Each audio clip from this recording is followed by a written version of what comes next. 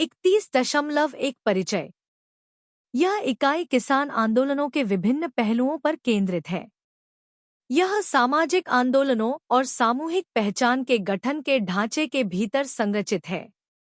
इकाई की शुरुआत किसानों और किसान आंदोलनों पर वैचारिक चर्चा से होती है। इसमें संक्षेप में उस सामाजिक पृष्ठभूमि को भी शामिल किया गया है जिसके कारण कट्टरपंथी किसान आंदोलनों का उदय हुआ और ये आंदोलन कैसे प्रकट हुए। इसके अतिरिक्त यह किसान आंदोलनों के कट्टरपंथी चरणों से अधिक सुधारात्मक चरणों में संक्रमण और इस परिवर्तन के विभिन्न पहलुओं पर चर्चा करता है। 31.2 किसानों और किसान आंदोलनों की संकल्पना। इस अनुभाग में हम कुछ अवधारणाओं को स्पष्ट करेंगे। हम किसानों के विचार, किसान जातियों के बीच संबंध और किसान आंदोलनों पर चर्चा करेंगे। किसान। ऐतिहासिक रूप से किसानों की जटिल सामाजिक पहचान रही है। सामाजिक विज्ञान साहित्य में उन्हें रूढ़िवादी, अजीब और आश्रित, और क्रांतिकारी, प्रगतिशील और स्वायत्त सामूहिक कार्रवाई में सक्षम दोनों के रूप में चित्रित किया गया है। इन विरोधाभासों के बावजूद सामाजिक वैज्ञानिक आम तौर पर इस बात से सहमत हैं कि किसानों को समाज में हाशिए पर और अधीन कर दिया गया है। समाजशास्त्रीय और मानवशास्त्रीय साहित्य में किसानों को सांस्कृतिक रूप से अव्यवस्थित, कई परंपराओं का हिस्सा और अचिंत्य के रूप में वर्णित किया गया है। राजनीतिक रूप से उन्हें अंडरडॉग की स्थिति पर कब्जा करने वाले, बाहरी लोगों के प्रभुत्व वाले, असंगठित और संगठित सामूहिक कार्रवाई के लिए आवश्यक ज्ञान की कमी के रूप में देखा जाता है। आर्थिक रूप से वे छोटे उत्पादक हैं जो मुख्य रूप से लाभ के बजाय अपने उपभोग के लिए खेती करते हैं। 18वीं शताब्दी में कार्ल मार्क्स ने कहा कि उत्पादन के तरीके ने फ्रांसीसी किसानों को एक दूसरे से अलग कर दिया। उनकी तुलना एक बोरी में आलू से की। लेनिन ने देखा कि 19वीं सदी के अंत और 20वीं सदी की शुरुआत में रूसी किसान भूमिधारण पैटर्न, आय और बाजार संपर्क के आधार पर भिन्न थे। उन्होंने मेहनतकश किसानों, जो मजदूर वर्ग के साथ जुड़े हुए थे, और किसान मुनाफाखोरों, जो पूंजीपतियों के साथ जुड़े हुए थे, के बीच अंतर किया। कौत्स्की ने पूंजीवादी शहरी उद्योग, ग्रामीण शहरी विभाजन और बढ़ती ऋणग्रस्तता के कारण आत्मनिर्भर किसान परिवारों के विघटन पर चर्चा की। ग्रामशी ने इतालवी किसानों को एक बड़े सामाजिक राजनीतिक व्यवस्था के हिस्से के रूप में देखा। उनका मानना था कि उनकी अधीनता को श्रमिक किसान गठबंधन और वर्ग चेतना के माध्यम से दूर किया जा सकता है। फैनोन ने औपनिवेशिक अल्जीरिया में किसानों की क्रांतिकारी भूमिका पर प्रकाश डाला, यह देखते हुए कि उनके पास खोने के लिए कुछ नहीं था और सामाजिक और राजनीतिक परिवर्तन से उन्हें सब कुछ हासिल करना था। अल्वी ने रूसी और चीनी क्रांतियों में मध्यम किसानों की महत्वपूर्ण भूमिका पर जोर दिया, जबकि यह ध्यान दिया कि दक्षिण एशियाई किसानों ने केवल तभी क्रांति को गले लगाया जब उन्होंने देखा कि उनके मालिकों की शक्ति को अपरिवर्तनीय रूप से तोड़ा जा सकता है। बैरिंगटन मूर ने किसानों की क्रांतिकारी क्षमता को पहचाना, लेकिन कहा कि यह समाज के भीतर शक्ति संरचना और वर्ग संरेखण पर निर्भर करता है। भारत में उन्होंने देखा कि किसानों की निष्क्रिय प्रकृति और जाति, धर्म और जातीयता का प्रभुत्व उन्हें क्रांतिकारी भूमिका निभाने से रोकता है। भारत में किसान जाति इंटरफेस। भारत में किसानों में भूमिहीन खेतिहर मजदूर, बटाईदार, किराएदार, गरीब कारीगर और छोटे कृषक शामिल हैं, जो अनुसूचित जनजातियों, जातियों और अन्य पिछड़े वर्गों जैसे सामाजिक रूप से वंचित समूहों से निकटता से जुड़े हुए हैं। किसानों के मूल में अक्सर वर्ण पदानुक्रम के बहिष्कृत लोग शामिल होते हैं। किसान, कृषक, रोतू और चाशी जैसे स्थानीय शब्द कृषकों को संदर्भित करते हैं, जबकि अधियार और भागचाशी बटाईदार और किराएदारों को दर्शाते हैं, और मजदूर, मजूर, कोली, पैट और कृषि श्रमिक कृषि मजदूरों को संदर्भित करते हैं। ये शब्द भूस्वामी, मलिक, जोतदार और भद्रलोक जैसी श्रेष्ठ श्रेणियों की तुलना में उनकी हाशिए पर और निम्न स्थिति को दर्शाते हैं, जो बिना शारीरिक श्रम के भूमि से कमाई करते हैं। इस प्रकार किसान सामाजिक और आर्थिक रूप से हाशिए पर हैं, सांस्कृतिक रूप से अधीन हैं और राजनीतिक रूप से अशक्त हैं और जीवन निर्वाह के लिए भूमि पर निर्भर हैं। भारत में किसान समाज भूमि सुधार, ग्रामीण विकास पहल, नई कृषि प्रौद्योगिकी और पंचायती राज संस्थाओं के पुनरुद्धार से प्रभावित हुए हैं। हालांकि अध्ययनों से पता चलता है कि इन परिवर्तनों ने आजीविका सुरक्षा के मुख्य मुद्दे को आंशिक रूप से ही संबोधित किया है। कई किसान आर्थिक रूप से हाशिए पर रहते हैं, अक्सर भूमिहीन या उन्नत खेती के साधनों के बिना छोटे कृषक होते हैं। निम्न अनुष्ठान स्थिति और आर्थिक स्थिति के बीच लंबे समय से चले आ रहे संबंध के कारण उनका सामाजिक-आर्थिक हाशिए पर जाना, राजनीतिक अशक्तिकरण और किसान आंदोलनों में सामूहिक लामबंदी हुई है। किसान आंदोलन। किसी सामाजिक आंदोलन का एक महत्वपूर्ण पहलू उसका जीवन चक्र और उसमें होने वाले परिवर्तन है। आंदोलन नियमित हो सकते हैं और समर्थन खो सकते हैं या वे सुधारात्मक बन सकते हैं। भारत में सामाजिक आंदोलन कट्टरपंथी कार्यों से संस्थागतकरण की ओर परिवर्तित हो गए हैं। किसान आंदोलन एक महत्वपूर्ण प्रकार का सामाजिक आंदोलन है और इसे उनके वैचारिक अभिविन्यास, जमीनी स्तर पर लामबंदी के रूपों और परिवर्तन के प्रति अभिविन्यास के आधार पर कट्टरपंथी या संस्थागत के रूप में वर्गीकृत किया जा सकता है। कट्टरपंथी किसान आंदोलन तेजी से संरचनात्मक परिवर्तन के लिए कट्टरपंथी विचारधारा द्वारा संचालित एक बड़े पैमाने पर गैर संस्थागत लामबंदी है। संस्थागत किसान आंदोलन में क्रमिक संस्थागत परिवर्तन के लिए मान्यता प्राप्त निकायों द्वारा शुरू की गई सामूहिक लामबंदी शामिल होती है।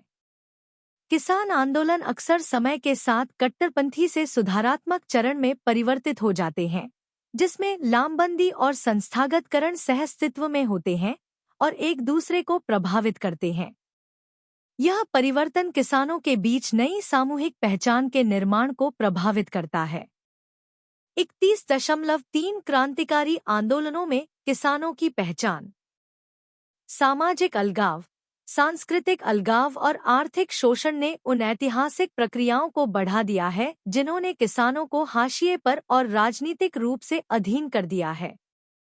जब किसानों ने सामूहिक रूप से इन मुद्दों को महसूस किया और जागरूक हुए, तो दुनिया भर में विभिन्न ऐतिहासिक किसान आंदोलन छिड़ गए। वुल्फ ने किसानों द्वारा समर्थित कई महत्वपूर्ण क्रांतियों और राजनीतिक उथल-पुथल का उल्लेख किया, जिसने 20वीं सदी को हिलाकर रख दिया। उनके अनुसार जनसांख्यिकीय, पारिस्थितिक और बिजली संकट से पीड़ित होने के कारण किसान प्रमुख विद्रोहों में शामिल हुए। गरीब किसान, जो अपनी आजीविका के लिए जमींदारों पर निर्भर हैं, उनके विद्रोह करने की संभावना नहीं है जब तक कि वे दमनकारी शक्ति को चुनौती देने के लिए किसी बाहरी ताकत पर निर्भर न हों। वुल्फ ने निरंतर विद्रोह के लिए पर्याप्त आंतरिक उत्तोलन वाले दो किसान समूहों की पहचान की: जमींदार मध्यम किसान और जमींदार नियंत्रण के बाहर के क्षेत्रों के किसान। उन्होंने इस बात पर भी जोर दिया कि 20वीं सदी के किसान विद्रोह अब केवल समस्याओं की स्थानीय प्रतिक्रिया नहीं थे, बल्कि महत्वपूर्ण सामाजिक परिवर्तनों के कारण होने वाली प्रमुख सामाजिक उथल-पुथल की प्रतिक्रियाएं थीं। वुल्फ 1984, 269 से 271। इन आंदोलनों में किसानों की राजनीतिक पहचान और कार्य क्या परिभाषित करते हैं? शैनिन ने देखा कि पूरे इतिहास में किसान अक्सर वर्ग जैसी सामाजिक इकाई के रूप में राजनीतिक रूप से कार्य करते थे। उनके साझा हितों ने उन्हें बड़े पूंजीवादी जमींदारों, विभिन्न नगर समूहों और आधुनिक राज्य के साथ राजनीतिक संघर्ष में धकेल दिया। आधुनिक समाज में एक सामाजिक इकाई के रूप में किसानों का चरित्र उनके राजनीतिक कार्यों और प्रभाव को आकार देता है। शानिन ने इन कार्यों के 3 मुख्य प्रकारों की पहचान की: स्वतंत्र वर्ग कार्रवाई, जैसा कि मार्क्सवादी वर्ग विश्लेषण में वर्णित है, निर्देशित राजनीतिक कार्रवाई, जहां एक बाहरी अभिजात वर्ग किसानों को एकजुट करता है, और पूरी तरह से स्वायत्त अनाकार राजनीतिक कार्रवाई जैसे स्थानीय दंगे और निष्क्रिय प्रतिरोध। शानिन 1984, 256 से 58। शैनिन के अनुसार किसानों के राजनीतिक जीवन में सेना और गुरिल्ला कार्रवाई महत्वपूर्ण है, जो उन्हें स्वयं के लिए वर्ग के रूप में प्रस्तुत करती हैं। ये कार्य किसानों की राजनीतिक क्षमता और राष्ट्रीय सोच को बढ़ाते हैं। पेशेवर विद्रोही राष्ट्रीय वैचारिक और संगठनात्मक सामंजस्य, स्थिरता, उत्साह और रणनीतिक योजना के साथ कभी-कभी किसानों को एकजुट कर सकते हैं और उनके विद्रोह को एक सफल क्रांति में बदल सकते हैं। उक्त 261। अल्वी 1971 ने रूसी और चीनी क्रांतियों में मध्यम किसानों की महत्वपूर्ण भूमिकाओं पर प्रकाश डाला, यह देखते हुए कि यह मध्यम किसान थे, छोटे किसान नहीं, जिन्होंने मुख्य रूप से किसान विद्रोहों को प्रेरित किया। बैरिंगटन मूर 1966 ने कट्टरपंथी आंदोलनों में किसानों की क्रांतिकारी भूमिका को स्वीकार किया, लेकिन बताया कि यह भूमिका समाज में शक्ति संरचना और वर्ग संरेखण पर निर्भर करती है।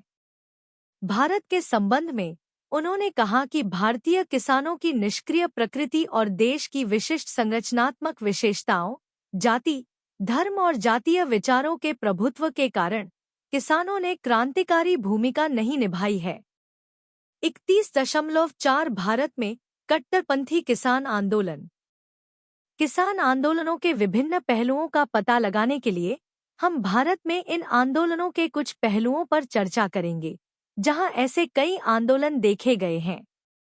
किसान आंदोलन अलग अलग घटनाएं नहीं हैं, वे समाज में व्यापक सामाजिक, आर्थिक और राजनीतिक परिवर्तनों के साथ साथ बदलते हैं। कई किसान आंदोलनों ने किसी न किसी तरह से अपनी विरासत को बचाए रखते हुए पिछले आंदोलनों के साथ निरंतरता बनाए रखी है। हालांकि समकालीन किसान आंदोलनों ने अपने वैचारिक अभिविन्यास, नेतृत्व, संगठन, सामूहिक लामबंदी के रूपों और रणनीति में महत्वपूर्ण रूप से बदलाव किया है। इन परिवर्तनों ने जमीनी स्तर पर लामबंदी, नई पहचान निर्माण और कट्टरपंथी किसान आंदोलनों को संस्थागत आंदोलनों में बदलने को प्रभावित किया है। किसान आंदोलन विशुद्ध रूप से कट्टरपंथी या सुधारवादी नहीं है। समय के साथ एक का दूसरे से विस्तार हो सकता है। सिंघारोय 1992, 27। कट्टरपंथी से सुधारवादी आंदोलनों की ओर बदलाव सीधे तौर पर किसानों के बीच नई सामूहिक पहचान के निर्माण को प्रभावित करता है। क्या यह नई पहचान किसी सामाजिक आंदोलन के मुद्दों, लक्ष्यों और विचारधारा से स्वतंत्र है? जैसे जैसे आंदोलन कट्टरता से संस्थागतकरण में बदलते हैं, क्या किसान एक स्वायत्त पहचान हासिल कर लेते हैं?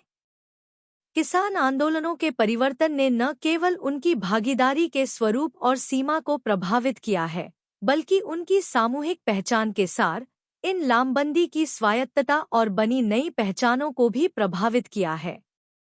हालांकि किसान समाजों में आर्थिक विकास और सामाजिक और राजनीतिक संरचनाओं के विविध पैटर्न के कारण यह परिवर्तन और इसके निहितार्थ पूरे देश में भिन्न भिन्न हैं।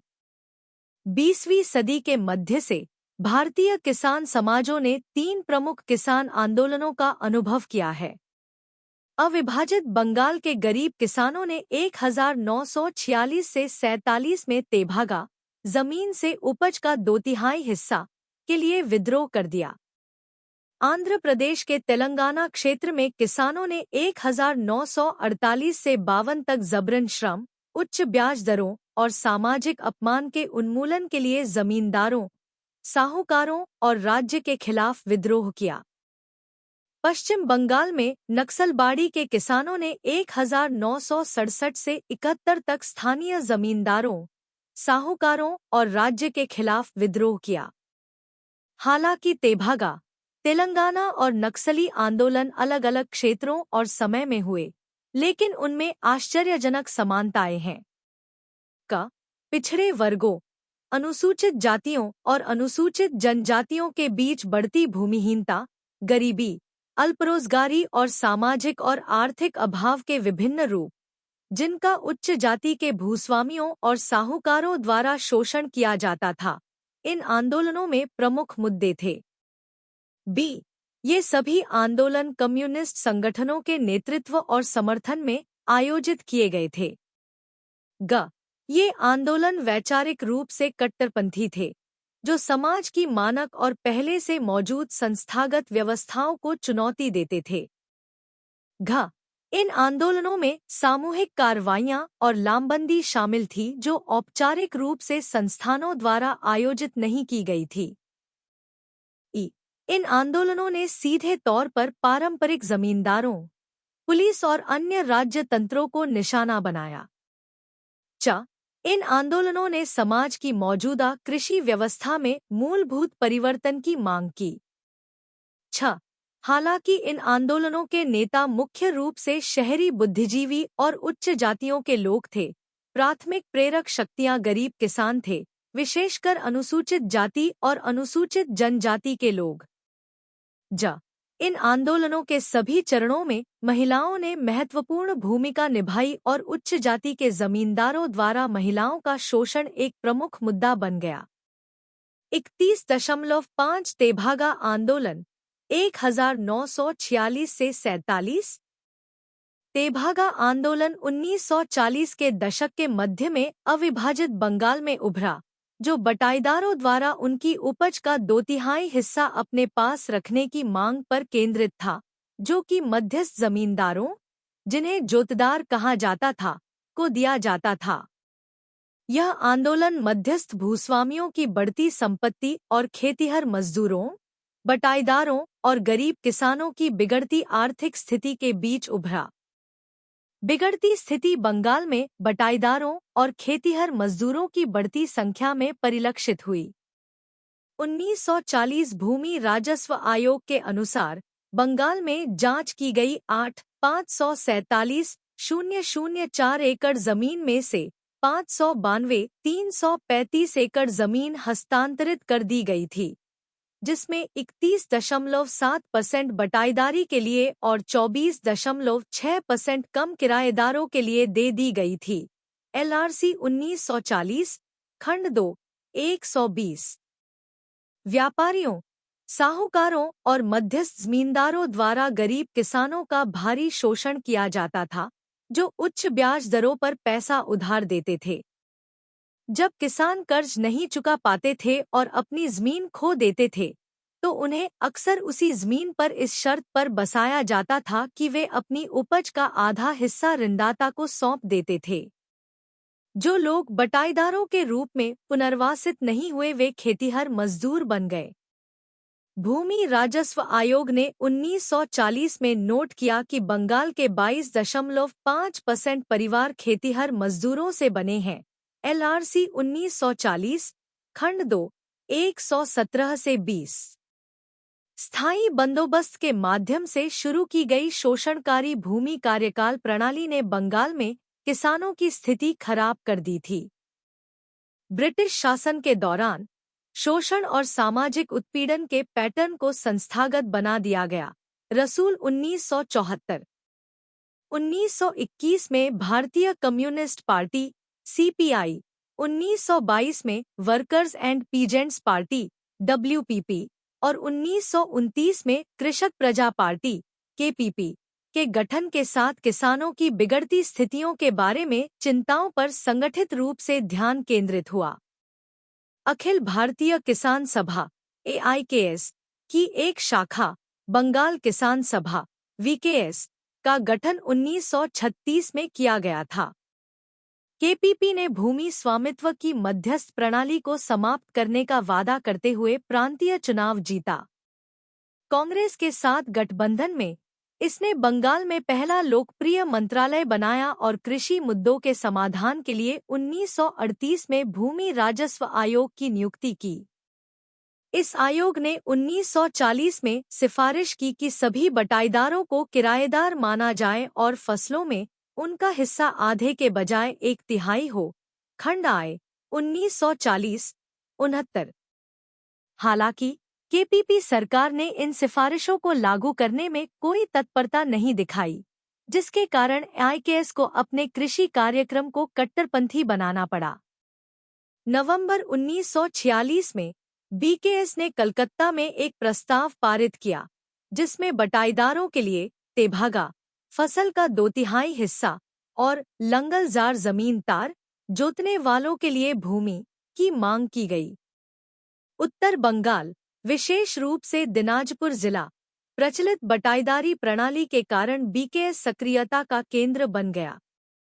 खानपुर गांव के गरीब किसानों, जिनमें ज्यादातर अनुसूचित जाति राजबंसी, पोलिया और माली, अनुसूचित जनजाति उरांव, संताल और पूर्व जनजाति महतो से थे, ने इस आंदोलन में उत्साहपूर्वक प्रतिक्रिया व्यक्त की।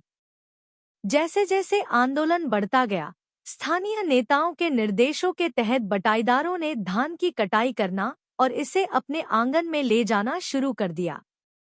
तनाव तब बढ़ गया जब एक स्थानीय जमींदार ने बटाईदारों के खिलाफ प्राथमिकी दर्ज की, जिसके कारण 20 फरवरी 1947 को पुलिस ने गिरफ्तारियां कर लीं। इससे एक अलार्म बज उठा और खानपुर और आसपास के गांवों के किसान धनुष, तीर, लाठियां और कुल्हाड़ियों से लैस होकर पुलिस से भिड़ गए। बटाईदारों की रिहाई की मांग कर रहे हैं।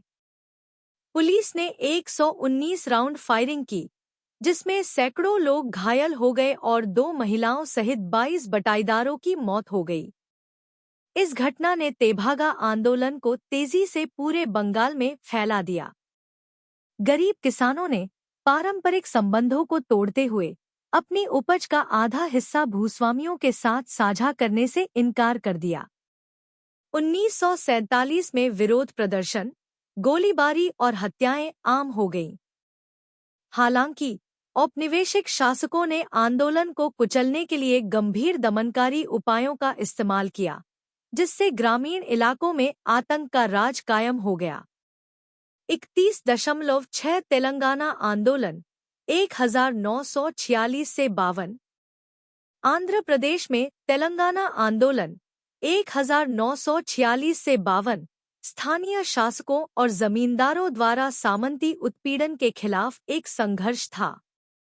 1920 के दशक के बाद से हैदराबाद की कृषि सामाजिक संरचना बहुत दमनकारी हो गई। भूमि स्वामित्व में उपसंक्रमण ने किराएदारों और गरीब किसानों की असुरक्षा को बढ़ा दिया। ग्रामीण तेलंगाना में जागीरदार और देशमुख, जिन्हें स्थानीय तौर पर डोरा कहा जाता था, प्रभावी थे। ये मध्यस्थ जमींदार अक्सर उच्च जाति या प्रभावशाली मुस्लिम पृष्ठभूमि से वेट्टी जबरन श्रम प्रणाली के माध्यम से गरीब किसानों का शोषण करने के लिए अपनी आर्थिक और राजनीतिक शक्ति का उपयोग करते थे। कृषि पदानुक्रम के निचले भाग में अछूत जातियां और कोंडा, रेड्डी, कोया, चेंचुस, लंबाडस और बंजारा जैसे आदिवासी समूह थे, जो अमानवीय परिस्थितियों में रहते थे। हरिजन और आदिवासी सबसे अधिक प्रभावित हुए। धनगारे 1983। सामंती शोषण के अलावा मुस्लिम शासक ने अपनी हिंदू प्रजा से एक महत्वपूर्ण अलगाव बनाए रखा। सुंदरैया 1985। 1920 के दशक के उत्तरार्ध से भारतीय राष्ट्रीय कांग्रेस, आंध्र जन संगम और आंध्र महासभा (AMS) ने तेलंगाना किसानों की खराब स्थिति के बारे में मुद्दे उठाए थे। AMS ने जागीरदारी और वेट्टी प्रणालियों के खिलाफ कई प्रस्ताव पारित किए और जागीर किसानों के मुद्दों को हल करने के लिए सरकार पर दबाव बनाने के लिए 1940 में जागीर रयोतु संघम का गठन किया। 1934 में स्थापित आंध्र कम्युनिस्ट पार्टी ने 1942 में कम्युनिस्टों पर से प्रतिबंध हटने के बाद AMS का नेतृत्व संभाला। उन्होंने वेट्टी के उन्मूलन, रेकरेंटिंग और किराएदार बेदखली की रोकथाम, करों, राजस्व और किराए में कमी और किराएदारों की खेती के लिए अधिभोग अधिकारों की पुष्टि की वकालत की। इन प्रयासों से ग्रामीण तेलंगाना में तनाव बढ़ गया, जिससे राजनीतिक चेतना बढ़ी और किसानों में एक नई जागृति आई। कन्नाबीरन वी. ललिता के एटल. 1989। तेलंगाना के किसानों ने जबरन श्रम, अवैध वसूली और किराएदार बेदखली के खिलाफ कई संघर्ष किए। सशस्त्र संघर्ष 1946 में नलगोंडा जिले की जनगांव तहसील के एक देशमुख विष्णु रामचंद्र रेड्डी के अत्याचारों के खिलाफ शुरू हुआ, जब उनके गुंडों ने 4 जुलाई को एक स्थानीय एमएस कार्यकर्ता डोड्डी कोमरिया की हत्या कर दी थी। सुंदरैया 1985-13-14। इस घटना ने निजाम सरकार द्वारा समर्थित जमींदारों और एएमएस के माध्यम से सीपीआई द्वारा आयोजित गरीब किसानों के बीच संघर्ष को तेज कर दिया। 1947 में भारत की आज़ादी के बाद इस आंदोलन को एक नई दिशा मिली जब निजाम ने भारतीय संघ में शामिल होने से इनकार कर दिया। सीपीआई ने रजाकारों, राज्य अर्धसैनिक विंग और सरकारी बलों के खिलाफ गुरिल्ला संघर्ष का आह्वान किया, ग्राम रक्षा समितियां बनाईं और दलम, सशस्त्र दस्ते को हथियार प्रशिक्षण प्रदान किया। निजाम की प्रशासनिक मशीनरी लगभग 4000 गांवों में ध्वस्त हो गई, जहां ग्राम राज्य, ग्राम प्रशासनिक इकाइयां स्थापित की गईं। वेट्टी को समाप्त कर दिया गया। 1.2 मिलियन एकड़ भूमि का पुनर्वितरण किया गया। अवैतनिक ऋण रद्द कर दिए गए। किराएदारों को पूर्ण अधिकार प्राप्त हुए। ताड़ी निकालने वालों को पेड़ों पर अधिकार वापस मिल गया। अस्पृश्यता समाप्त हो गई और एक नई सामाजिक जागरूकता पैदा हुई। सशस्त्र महिलाओं ने रजाकारों के खिलाफ अपना बचाव किया। के ललिता वी. कन्नाबिरन एटल. 1989। 14। निजाम के भारत में विलय से इनकार करने के बाद भारत सरकार ने सितंबर 1948 में निजाम और सीपीआई के खिलाफ सैन्य कार्रवाई की। सीपीआई ने लंबे समय तक संघर्ष की रणनीति अपनाई, एक मुक्त क्षेत्र की योजना बनाई और अपने प्रयासों को तेज किया। हालांकि उन्होंने भारतीय सेना का सामना करने के लिए संघर्ष किया, जिसके परिणामस्वरूप कई किसान विद्रोही मारे गए या समर्थन के अभाव में मर गए। निजाम को उखाड़ फेंकने के साथ आंदोलन के नेताओं और आम किसानों ने अपने दृष्टिकोण पर पुनर्विचार किया और सीपीआई पोलित ब्यूरो ने 1951 में संघर्ष बंद कर दिया। सुंदरैया 1985 इस किसान विद्रोह का सारांश प्रस्तुत करता है। लगभग 4000 कम्युनिस्ट और किसान लड़ाके मारे गए। 10,000 से अधिक कम्युनिस्ट सदस्यों और सेनानियों को 3 से 4 वर्षों के लिए शिविरों और जेलों में डाल दिया गया। कम से कम 50,000 लोगों को पुलिस और सैन्य शिविरों में ले जाया गया, जहां उन्हें हफ्तों और महीनों तक पीटा गया, प्रताड़ित किया गया और आतंकित किया गया। हजारों गांवों में कई लोगों को पुलिस और सैन्य छापे और पिटाई का सामना करना पड़ा। इन छापों के दौरान लोगों की लाखों रुपए की संपत्ति नष्ट हो गई, या तो लूट ली गई या नष्ट कर दी गई। हजारों महिलाओं के साथ छेड़छाड़ की गई और उन्हें कई अपमान और तिरस्कार का सामना करना पड़ा। सुंदरैया 1985-4।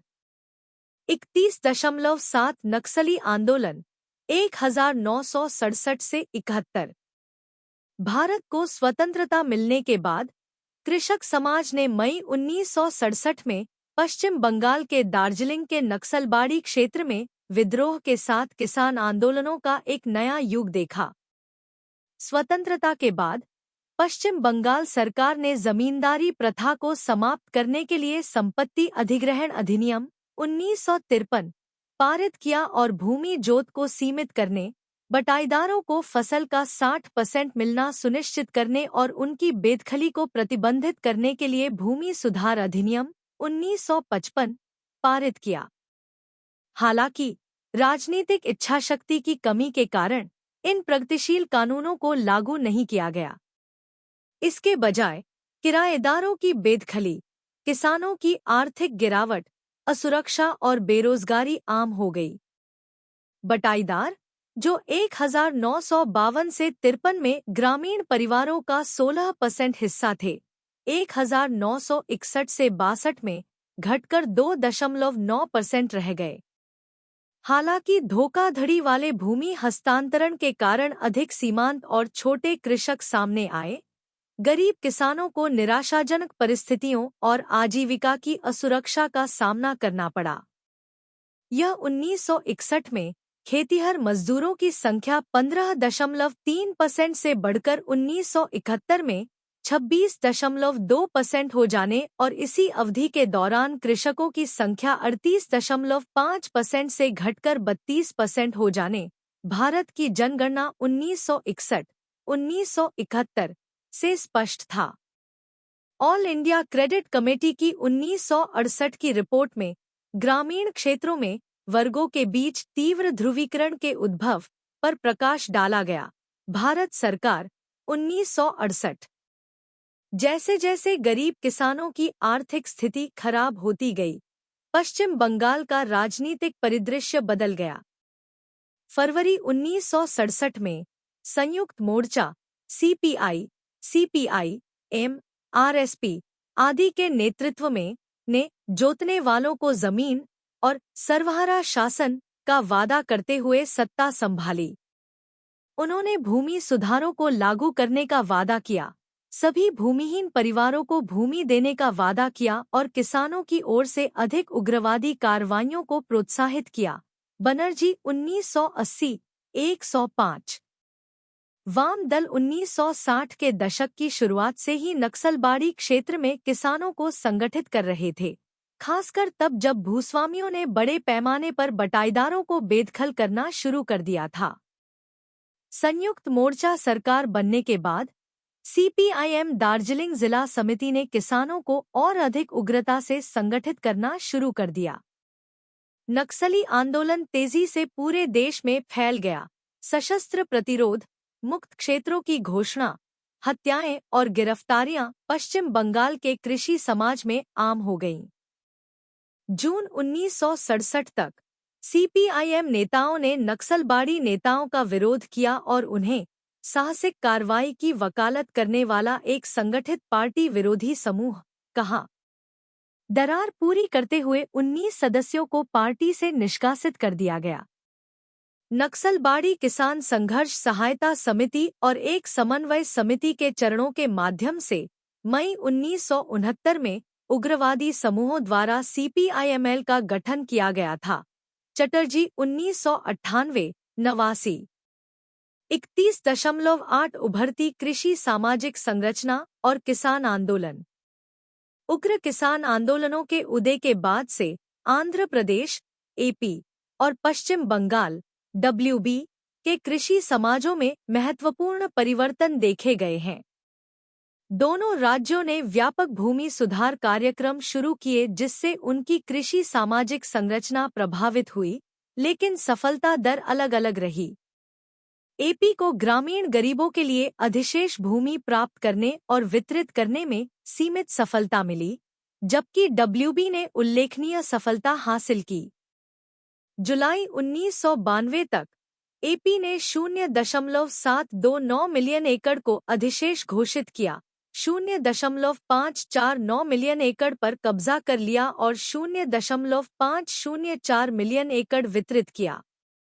इसके विपरीत डब्ल्यूबी ने 1.229 मिलियन एकड़ को अधिशेष घोषित किया, 1.201 मिलियन एकड़ पर कब्जा कर लिया और 0.936 मिलियन एकड़ वितरित किया। सितंबर 2000 तक डब्ल्यूबी ने 2.544 मिलियन लाभार्थियों को 1.045 मिलियन एकड़ जमीन वितरित की थी और 1.105 मिलियन एकड़ भूमि पश्चिम बंगाल सरकार 2002 के लिए 1.495 मिलियन बटाईदारों के नाम दर्ज किए थे। इन भूमि सुधारों ने आंध्र प्रदेश और पश्चिम बंगाल में भूमि स्वामित्व पैटर्न और कृषि संबंधों पर अलग-अलग प्रभाव डाला है। तालिका 1 से पता चलता है कि दोनों राज्यों में सीमांत कृषकों का प्रतिशत बढ़ा है। हालांकि डब्ल्यूबी में 23.84% की उल्लेखनीय वृद्धि देखी गई, जबकि एपी में 13.15% की वृद्धि देखी गई। पश्चिम बंगाल में सीमांत जोतों का बोलबाला है।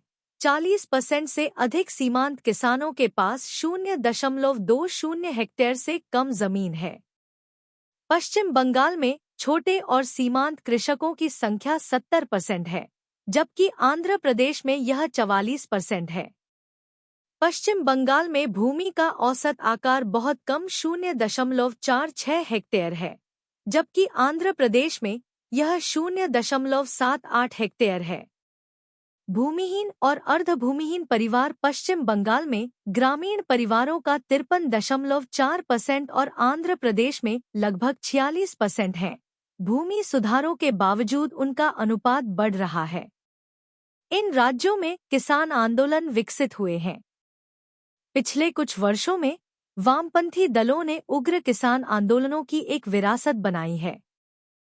चूंकि पुराने मुद्दे अनसुलझे हैं, पश्चिम बंगाल और आंध्र प्रदेश में गरीब किसान लगातार भूमि सुधार और ग्रामीण विकास के लिए लामबंद हो रहे हैं, खासकर कम्युनिस्टों द्वारा। पश्चिम बंगाल में 1977 में संयुक्त वाम मोर्चा सरकार के सत्ता में आने के बाद किसान लामबंदी में तेजी आई। भूमि सुधार और ग्रामीण विकास को लागू करने के लिए किसान लामबंदी महत्वपूर्ण रही है। एपी में विपक्ष में कम्युनिस्ट और कट्टरपंथी कम्युनिस्ट समूह नियमित रूप से विभिन्न मुद्दों पर किसानों को लामबंद करते हैं। निम्नलिखित में कट्टरपंथी आंदोलन पृष्ठभूमि वाले 3 गांवों में कृषि सामाजिक संरचना और किसान लामबंदी का वर्णन किया गया है। आंध्र प्रदेश, विशेषकर तेलंगाना क्षेत्र में किसान लगातार लामबंद हो रहे हैं। इस क्षेत्र ने महत्वपूर्ण तेलंगाना आंदोलन देखा। इस क्षेत्र में गरीब किसानों के बीच अनुसूचित जाति और अन्य पिछड़ी जाति के कई घर हैं। यह केवल आंशिक रूप से कृषि रूप से विकसित है और भूमि सुधार सीमित है। भूमि सुधारों ने पुरानी कृषि व्यवस्था में ज्यादा बदलाव नहीं किया है, क्योंकि अनुपस्थित जमींदार अभी भी आसपास के इलाकों में रिश्तेदारों के माध्यम से अधिकांश भूमि पर नियंत्रण रखते हैं। इस संदर्भ में भूमिहीन और सीमांत कृषक, जो विभिन्न गैरकृषि गतिविधियां भी करते हैं, किसानों का बहुमत बनाते हैं। हालांकि ये वैकल्पिक आर्थिक गतिविधियां उनकी आजीविका सुरक्षा का हिस्सा हैं, लेकिन इनसे महत्वपूर्ण आर्थिक गतिशीलता नहीं आई है। इस प्रकार इस गांव में किसान वर्ग काफी हद तक आर्थिक रूप से समरूप बना हुआ है। हाल के वर्षों में इस गांव ने कई गरीब किसानों को विभिन्न नक्सली समूहों और अन्य राजनीतिक दलों के तहत सक्रिय होते देखा है। ये किसान Andhra Pradesh civil liberties committee (APCLC), democratic rights protection organisation, citizens forum, Thudum Debba, अनुसूचित जनजातियों का एक उग्रवादी समूह, मडिगा रिजर्वेशन पोराटा समिति (MRPS) जैसे समूहों द्वारा आयोजित विभिन्न राजनीतिक गतिविधियों में शामिल हैं। अनुसूचित जातियों के लिए एक संगठन, रायतो सेवा समिति, जल संधना समिति, सिंचाई सुविधाओं की मांग, CPI, ML, पीपुल्स वार और अन्य नक्सली समूह, साथ ही तेलुगु देशम पार्टी, राष्ट्रीय कांग्रेस, भारतीय जैसे नियमित राजनीतिक दल जनता पार्टी, भारतीय कम्युनिस्ट पार्टी और तेलंगाना राष्ट्रीय समिति (TRS). यहाँ कई NGO भी सक्रिय हैं। इन किसानों को संगठित करने के प्रमुख मुद्दों में अधिशेष भूमि की पहचान करना और उसका वितरण करना, विकास योजनाओं को निष्पक्ष और शीघ्रता से लागू करना, नौकरियां पैदा करना, सिंचाई, स्वास्थ्य, सड़कें, स्कूल प्रदान करना, पुलिस उत्पीड़न से निपटना, किसान आत्महत्याएं, अनुसूचित जाति और जनजाति के लिए आरक्षण, बलात्कार के लिए मुआवजा शामिल हैं। पीड़ित, निषेध और क्षेत्रीय स्वायत्तता। लामबंदी अधिकतर संगठित होती है, जिसमें पीडब्ल्यूजी प्रमुख भूमिका निभाता है। कभी-कभी गरीबी, अशिक्षा और बेरोजगारी जैसी स्थानीय समस्याओं के लिए व्यापक आर्थिक और राजनीतिक मुद्दों को दोषी ठहराया जाता है, जिन्हें तेलंगाना पर तेलुगु प्रभुत्व के परिणामस्वरूप समझाया जाता है। किसान अपनी राजनीतिक पहचान के बारे में गुप्त रहते हैं और अक्सर राजनीतिक निष्क्रियता को राजनीतिक कार्रवाई के रूप में उपयोग करते हैं। बाहर से समर्थन के साथ स्थानीय नेता उभरे हैं जो किसानों को विभिन्न सामाजिक मुद्दों पर राजनीतिक रूप से चर्चा करने के लिए प्रशिक्षित कर रहे हैं। इस प्रक्रिया में जाति, लिंग और क्षेत्र जैसी पारंपरिक श्रेणियों को नए अर्थ और महत्व प्राप्त हुए हैं। पश्चिम बंगाल के तेभागा आंदोलन प्रभावित क्षेत्र गरीब किसानों को लामबंद करने के लिए एक प्रतीकात्मक राजनीतिक केंद्र बने हुए हैं। 1980 के दशक के मध्य से यह क्षेत्र कृषि की दृष्टि से विकसित हो गया है और इसमें व्यवसायों में विविधता आ गई है। हालांकि भूमि सुधार कार्यक्रम पूरी तरह से लागू किए गए हैं, लेकिन छोटी जोत ने गरीब किसानों के लिए आर्थिक सुरक्षा सुनिश्चित नहीं की है। गांव में नए मुद्दों में शिक्षित युवाओं के बीच बेरोजगारी, सड़क, परिवहन और शिक्षा सुविधाएं, राज्य प्रायोजित विकास योजनाओं को लागू करना, साक्षरता अभियान, बाल और स्वास्थ्य देखभाल, वैधानिक निकायों में महिलाओं का प्रतिनिधित्व और बहुत कुछ शामिल है। सभी राजनीतिक दल सीपीआई, सीपीआई-एम, आरएसपी, भारतीय राष्ट्रीय कांग्रेस और तृणमूल कांग्रेस अपने वैचारिक मतभेदों की परवाह किए बिना समान मुद्दों को संबोधित करते हैं। राजनीतिक दलों के समर्थकों का एक समूह से दूसरे समूह में जाना लगातार होता रहा है। यहाँ लामबंदी पूरी तरह से संस्थागत है। विविध आर्थिक स्थितियों के कारण लामबंदी में किसानों की भागीदारी भिन्न भिन्न होती है। कई किसान आर्थिक लाभ के लिए राजनीतिक लामबंदी का पालन नहीं करते हैं और नेताओं के आलोचक हैं। हालांकि लगातार गरीबी के कारण कुछ किसान अपनी आजीविका के लिए विकास योजनाओं से लाभ पाने के लिए राजनीतिक नेताओं पर निर्भर रहते हैं। वे गांव के सबसे गरीब वर्ग हैं और सभी प्रकार की लामबंदी में भाग लेते हैं। इसी तरह नक्सलबाड़ी क्षेत्र कृषि की दृष्टि से पिछड़ा हुआ है। व्यावसायिक विविधीकरण की प्रवृत्ति के बावजूद केवल बागानों में नौकरियां ही आर्थिक रूप से व्यवहार्य हो गई है। इन गांवों के किसान ज्यादातर आर्थिक रूप से समान हैं और बड़े पैमाने पर अनुसूचित जाति और जनजातीय पृष्ठभूमि से हैं। सीपीआई-एम, तृणमूल कांग्रेस, भारतीय राष्ट्रीय कांग्रेस, एसयूसीआई और सीओआई-एमएल, कानू सान्याल, सीपीआई-एमएल, महेंद्र मुखर्जी, सीपीआई-एमएल जैसे विभिन्न नक्सली समूहों के नेतृत्व में यहाँ विभिन्न राजनीतिक गोलबंदी उभरी है। न्यू डेमोक्रेसी, सीपीआई-एमएल, जनशक्ति, सीपीआई-एमएल, लिबरेशन, माओवादी कम्युनिस्ट सेंटर, एमसीसी, सीपीआई-एमएल, दूसरी केंद्रीय समिति, सीपीआई-एमएल, पार्टी यूनिटी और कामतापुरी के कार्यकर्ता आंदोलन। सभी प्रकार की राजनीतिक लामबंदी और सामूहिक कार्रवाई में बड़े पैमाने पर भागीदारी रही है, जिसमें पिछले कुछ वर्षों में वृद्धि का चलन रहा है। प्रमुख गतिविधियों में बैठकें, जुलूस, चुनाव अभियान और विभिन्न स्थानीय मुद्दों को संबोधित करना शामिल है। कई नक्सली समूहों और कुछ द्वारा संसदीय लोकतंत्र में गैरभागीदारी की वकालत करने के बावजूद लामबंदी काफी हद तक संस्थागत है। किसान आर्थिक मतभेदों से नहीं, बल्कि अपनी राजनीतिक संबद्धताओं से विभाजित हैं। उनके राजनीतिक संगठन वैचारिक प्रतिबद्धता के बजाय अस्तित्व की जरूरतों पर आधारित हैं। किसान अपनी राजनीतिक संबद्धता के बारे में खुले और मुखर हैं। कृषि पिछड़ेपन और गरीबी के कारण किसान राजनीतिक नेताओं पर निर्भर रहते हैं, जिससे वे अपने नेताओं की आलोचना नहीं कर पाते हैं। पिछले कुछ वर्षों में किसान लामबंदी के पैटर्न में महत्वपूर्ण बदलाव हुए हैं। तेभागा, तेलंगाना और नक्सली आंदोलन अलग अलग स्थानों और समय में होने के बावजूद विशिष्ट लक्ष्यों के लिए और बड़े जमींदारों, साहूकारों, पुलिस और प्रशासन जैसे पहचाने गए वर्ग दुश्मनों के खिलाफ कट्टरपंथी किसान आंदोलन थे। ये आंदोलन आक्रामक, शत्रुतापूर्ण थे और इनका उद्देश्य दूरगामी संरचनात्मक परिवर्तन करना था, जिससे ग्रामीण गरीबों को समतावादी सामाजिक व्यवस्था के लिए परिवर्तन एजेंटों के रूप में संगठित किया जा सके। पश्चिम बंगाल और आंध्र प्रदेश में समकालीन किसान आंदोलन अधिक सुधारवादी और संस्थागत हैं, जिनका लक्ष्य मौजूदा व्यवस्था के भीतर संरचनात्मक स्थिरता और सुधार करना है। ग्रामीण लोगों को मान्यता प्राप्त मांगों के लिए लाभार्थी के रूप में संगठित किया जाता है, जिनकी योजना अक्सर सत्ता में रहने वाले राजनीतिक दलों द्वारा बनाई और क्रियान्वित की जाती है। किसानों का सबसे निचला वर्ग आर्थिक लाभ के लिए राजनीतिक नेताओं पर निर्भर हो गया है, जिससे वे अपने नेताओं के प्रति कम आलोचनात्मक हो गए हैं।